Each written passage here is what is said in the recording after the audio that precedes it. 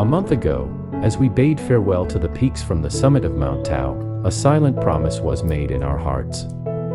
That ridgelin, appearing and disappearing in the mist like a giant's shoulder, softly called for our return. And so, we returned.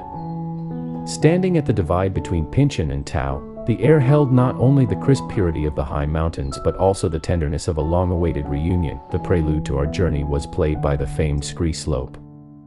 This was not a path, but a trial set by nature to select its climbers. The shale underfoot, chiseled and rugged by the torrent of time, created a soft, crisp sound with every step, as if we were engaged in an unstable dialogue with the mountains. While our bodies struggled for balance on the incline, our minds became exceptionally focused, leaving all stray thoughts behind with the constantly sliding stones. When we finally traversed this flowing mountain face and reached the summit of Mount Chiyou, the sense of solid ground felt like conquering a deep-seated uncertainty within ourselves. However, the mountains do not easily reveal their most beautiful faces. What followed was a perilous, near-vertical ascent. We used both hands and feet, clinging to gnarled tree roots and cold rocks. Every breath was a symphony of our heaving chests and dripping sweat, a pure contest of body and will.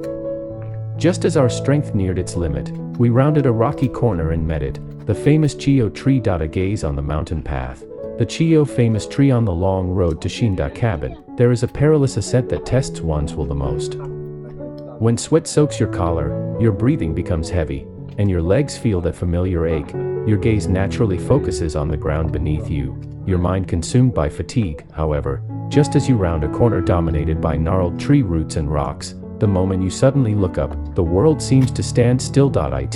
Just like that, stands there quietly. That is the Chiyou famous tree. It does not win by soaring into the clouds, but rather, with a posture that remains elegant after weathering all storms, it captures your entire attention. It is a Formosan juniper, rooted at the edge of a cliff, with the deep blue sky and the ever-changing sea of clouds behind it, and the silent silhouette of the holy ridgeline in the distance. Its trunk is weathered and gnarled, with a profound twist, as if silently recounting stories of its centuries-long battle with wind and snow. Every inch of its cracked bark is a poem carved by time itself. And yet, the branches that extend from this seasoned trunk are so full of life, stretching toward the sun and sky, unfolding into a perfect painting.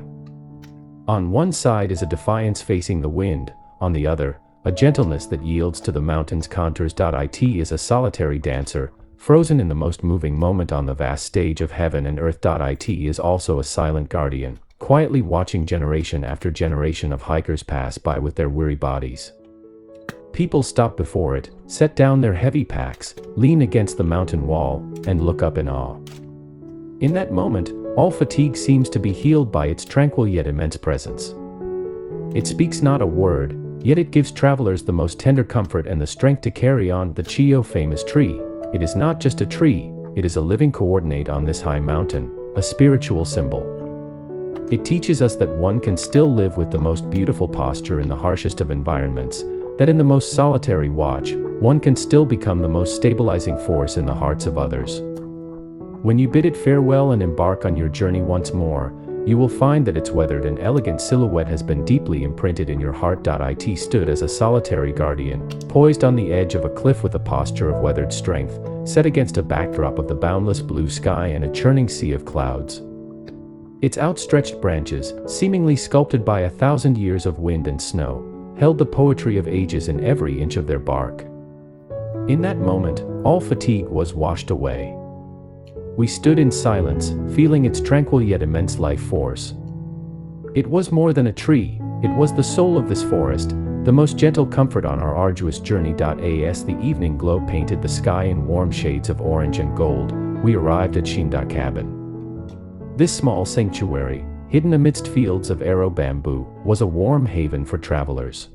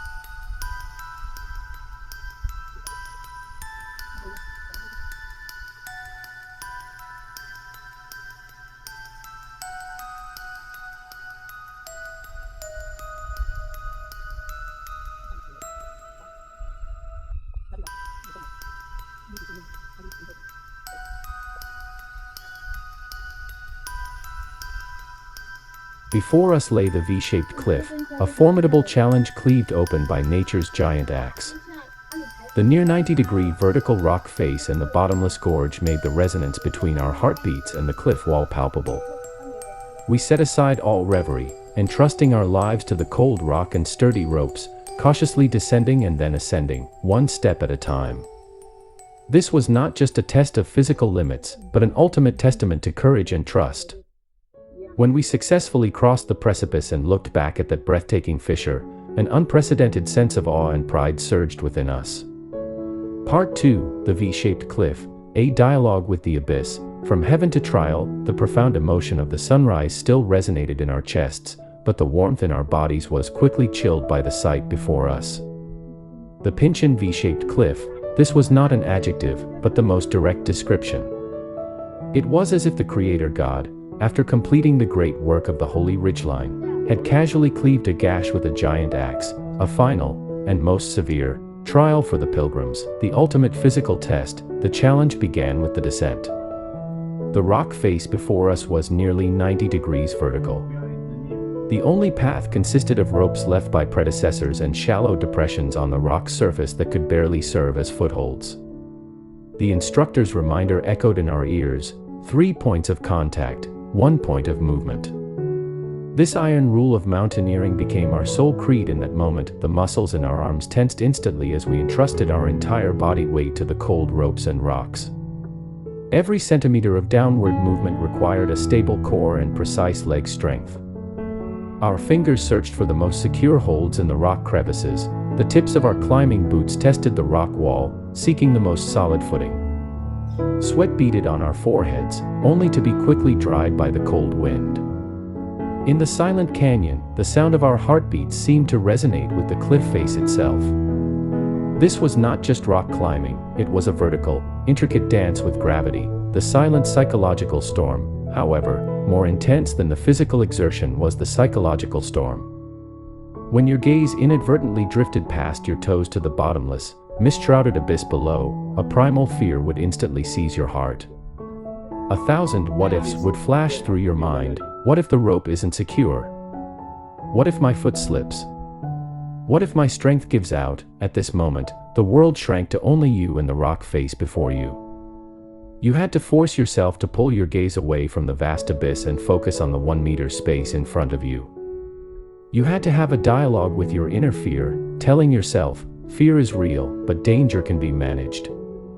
Your trust had to be completely placed in your gear, in your teammates, and most importantly, in the judgment and strength honed through years of training. Finally arrived at Mount Pintian, every short, successful descent or ascent was a small victory, accumulating immense courage for the next step. When you finally crossed the cliff and your feet were once again on solid ground, looking back at that breathtaking fissure, an indescribable emotion would surge through you. It wasn't the pride of conquest, but a sense of rebirth after having endured a trial. You would understand that this cliff never blocked the path forward, it blocked the doubt and cowardice deep within your heart. From the most magnificent light on the holy ridgeline to the most profound fear at the V-shaped cliff, this journey, while letting us gaze up at heaven, also taught us how to stare into the abyss, and from it, find the strength to look back at ourselves. On the way down, our steps may have been weary, but our spirits were returning full. The sound of the scree slope, the silence of the Chiyou famous tree, the warmth of Xinda Cabin, the splendor of the Pintian sunrise, and the raw power of the V-shaped cliff were all deeply etched onto the canvas of our memory. This journey was far more than 10.5 minutes of highlights. It was a poem, a painting, and a profound dialogue with ourselves and with the world. We descended with bodies covered in dust and fatigue, but we brought back with us hearts that had been polished to a brilliant shine by the magnificent mountains and rivers.